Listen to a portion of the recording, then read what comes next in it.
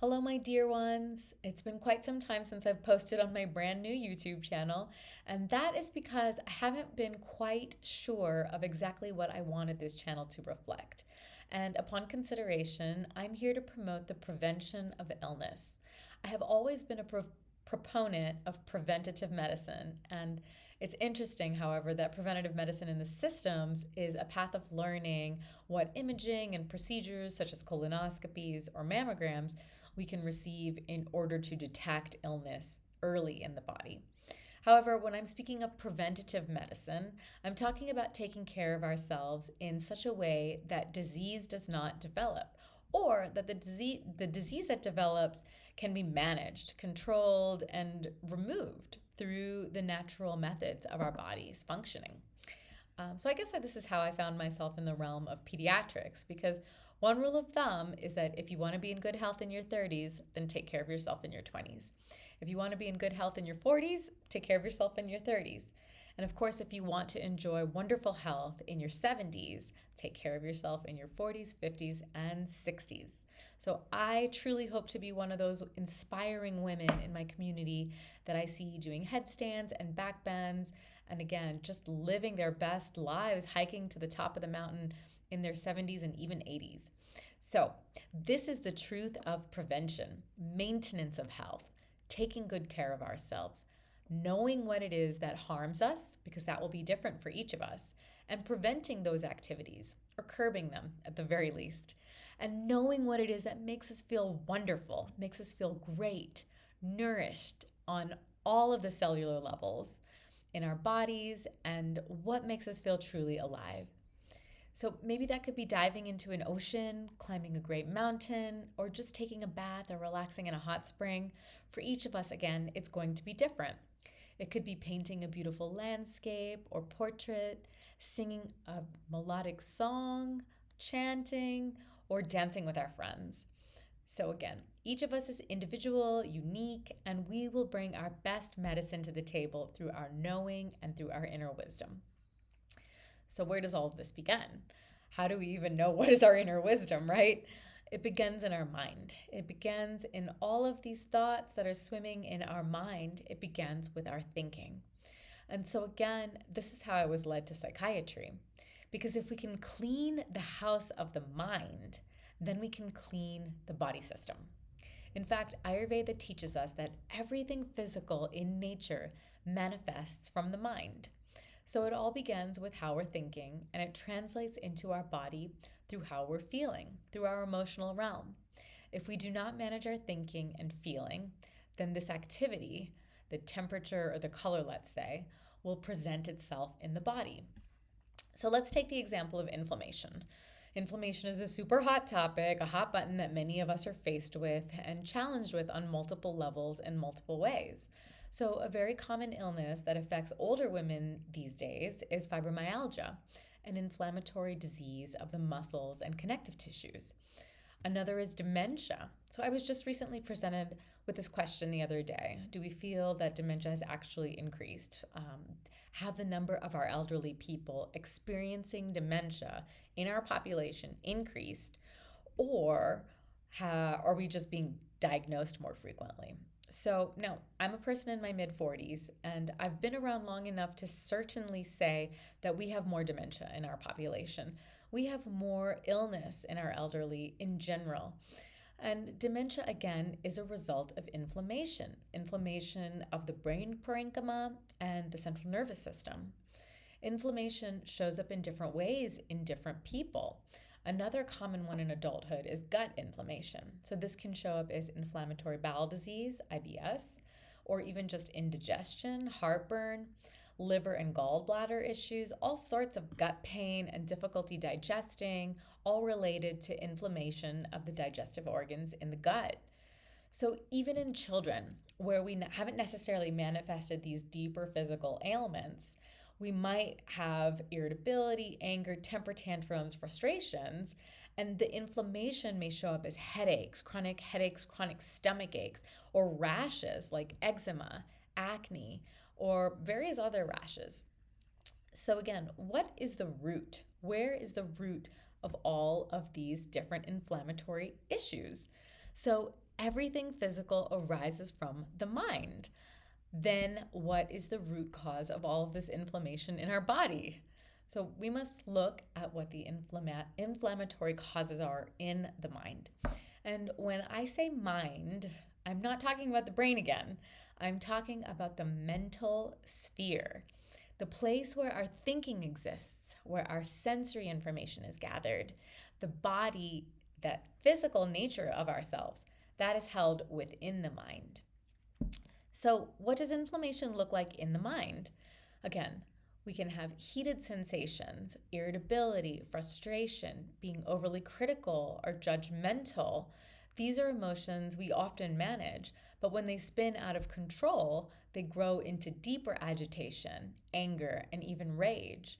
And if left unchecked, this festering anger can either be wielded outward towards the world, our spouses and children, the loved ones that surround us, or other elements of authority that might exist in our life, politicians, the government, or it can be turned inwards, leading to self-attacks, self-criticism, and physical manifestations of the illness, because again, we're holding it in the body.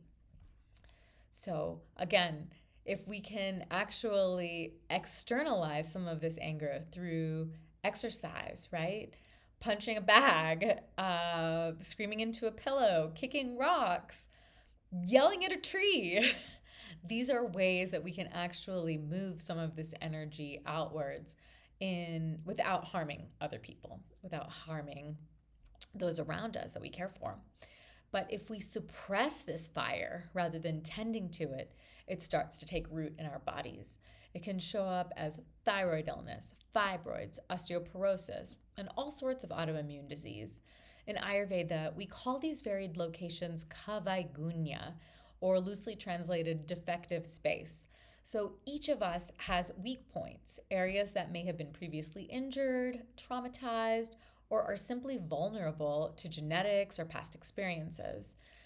So inflammation will find these places to settle into in order to manifest.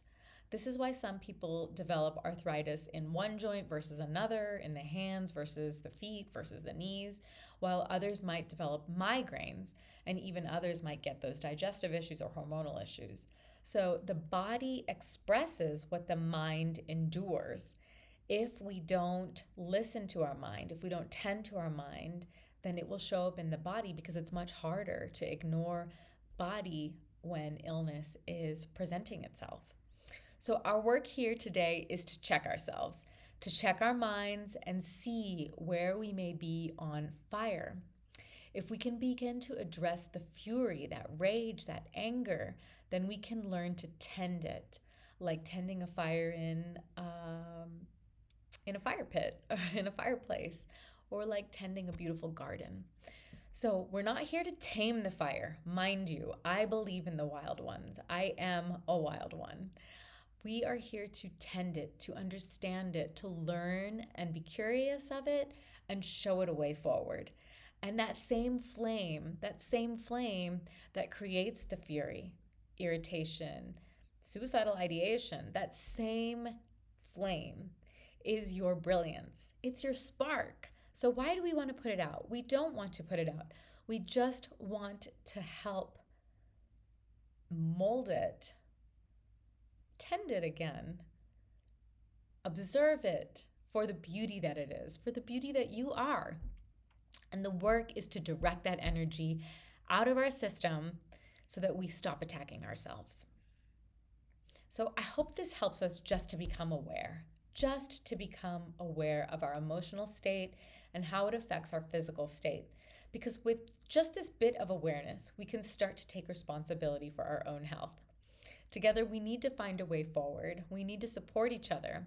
And I'm here to guide us into a deeper understanding of our personal mind-body systems, our health, our bodies, because it's all connected. We are all connected. We see patterns running through family systems, through generations, through maternal lines, through genetics, through epigenetics. There's so much to discuss in the future. So if this is useful to you, please follow me, subscribe, stay in touch. And if you need anything, I'm here for health education. So please reach out, give me a call, write me an email. I believe this is our way forward through reclaiming grandmother's medicine. Let's transform our kitchens into our pharmacies, and let's take our health back into our own hands. We can take care of ourselves and then take care of each other and the communities around us.